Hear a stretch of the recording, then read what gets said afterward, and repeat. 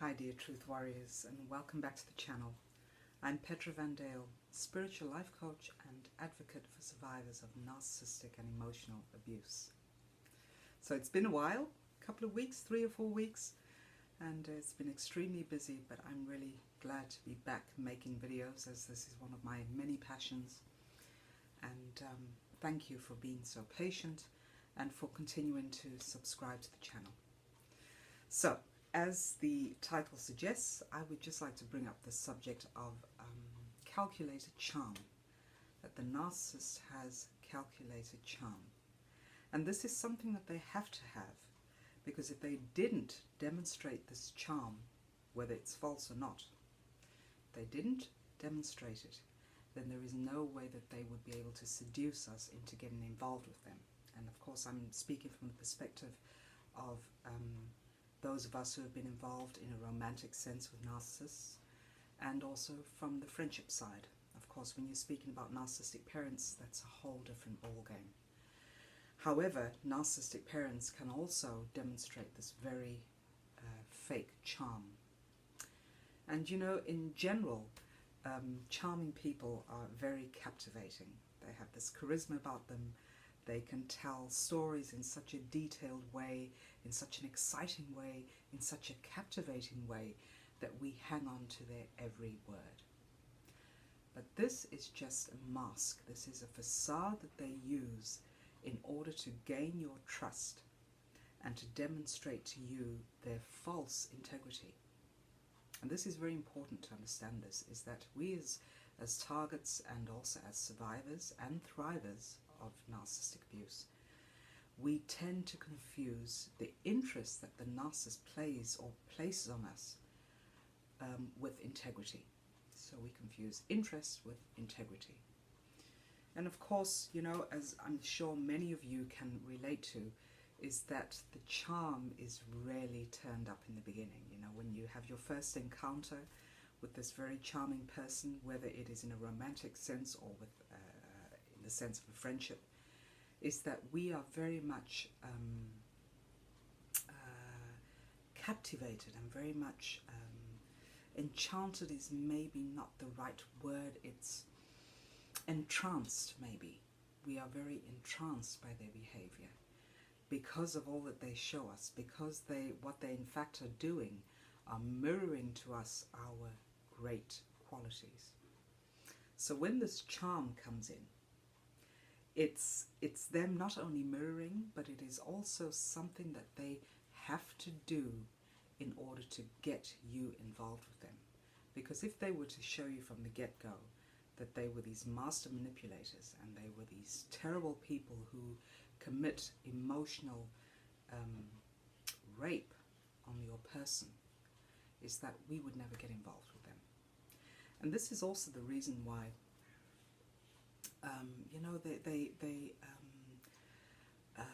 emphasize our great talents, our great qualities.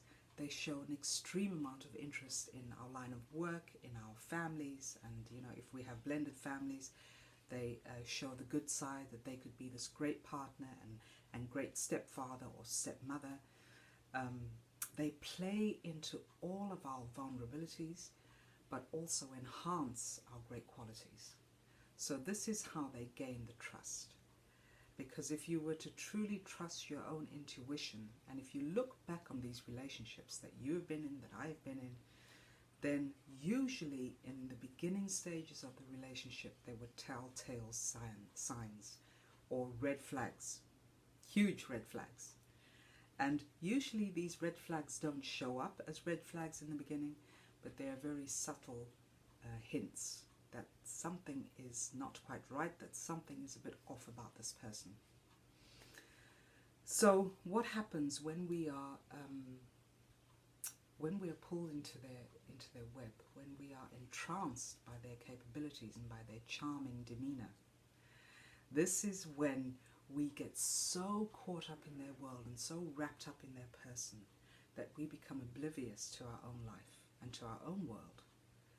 We suddenly forget our life's principles, our values, what it is that we will tolerate, what we won't tolerate.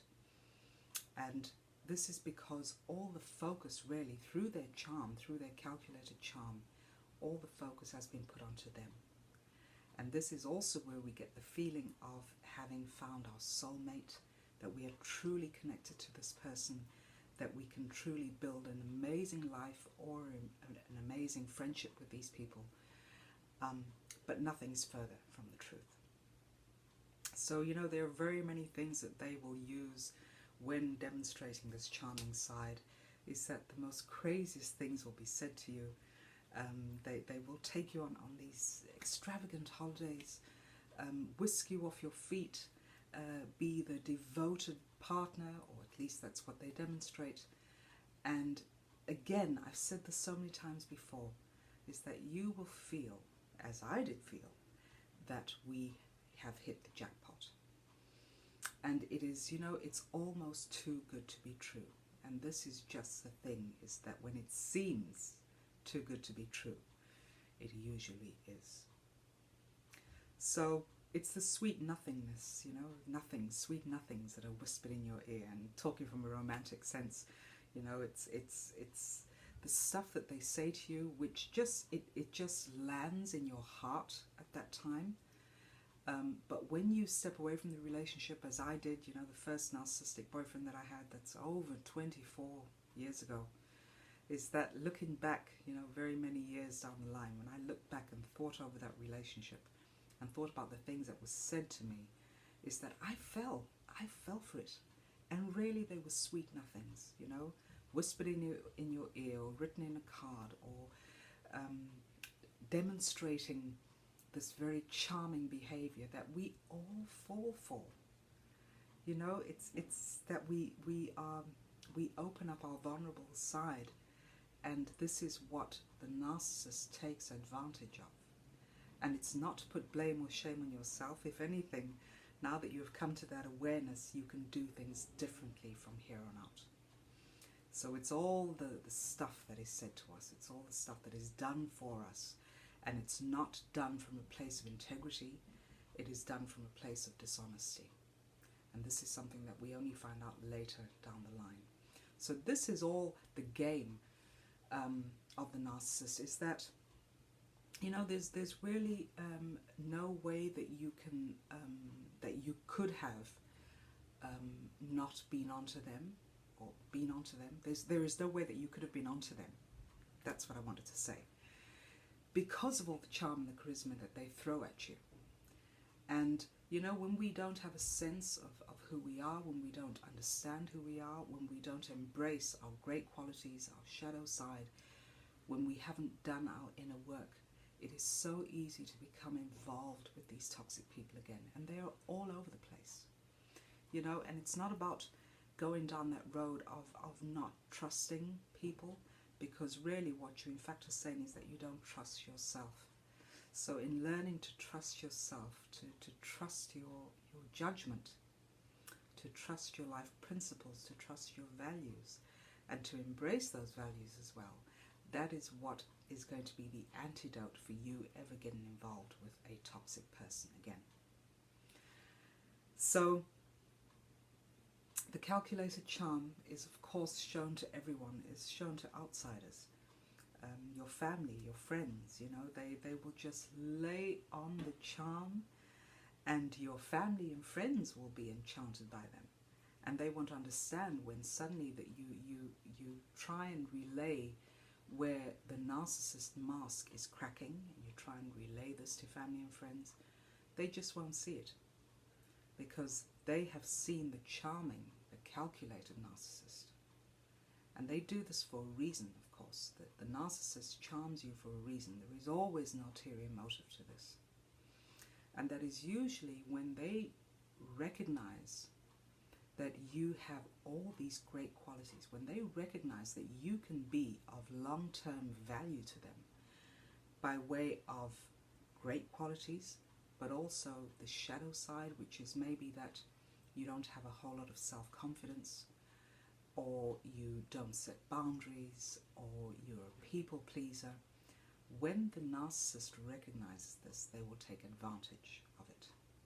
And that is not the way to go. It is not okay to take advantage of someone who is that vulnerable. But of course, this is something that is part of the narcissistic makeup, is that they will never correct their behavior. They will never take responsibility for their behavior.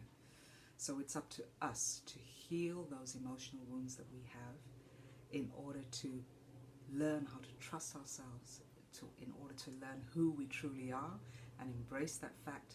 And when you can stand in confidence, and when you know and own who you are, there is no way that you are going to tolerate abusive behavior.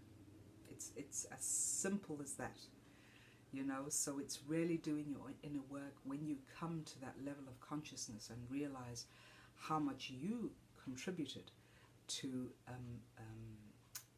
allowing, to some degree, this very toxic relationship. That is when you can go in and fix yourself, so that you will not be conned by this fake charm that we so often see. And it's not to say that charm is not a good thing. I mean, it's wonderful to have a charming person in your life. It's wonderful if you are the charming person. But when that charm is coming from a place of integrity, that's the good charm. But when it's coming from a place of dishonesty, this is what we need to be aware of, and we need to be able to see it so that we can stop it dead in its tracks and not tolerate it. So the calculated charm is part of the narcissistic makeup, as I just said. And you know, it can take a while, because where I just mentioned that when the narcissist sees just how much value you can offer them by way of being their target, unwillingly being their target, that is what they will use to lengthen the duration of the relationship, so that you may not even be onto them in the first couple of months. You may not even be onto them in the first couple of years. It might take years before you get to that realization.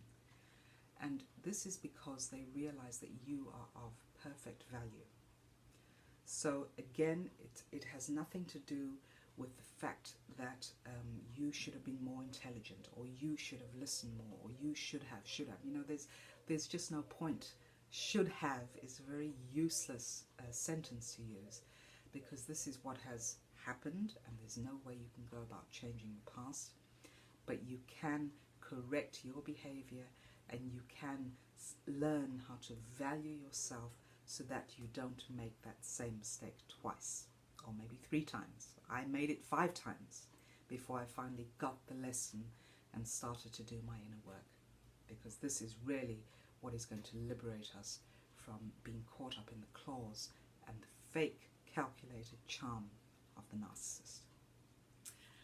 So I hope that it's helped some. Please feel free to subscribe to the channel, and if you'd like to receive notifications of new videos, then please press the notification button. I will be away for a short while. I'm taking a summer break, so if you send emails and you get an automatic response, please know that I will get back to you in the next, 2.5 weeks from now. Thank you all again for supporting this channel, and thank you for all your emails and all the messages that you leave under the videos. Take care of yourself, and speak to you all very soon. Bye now.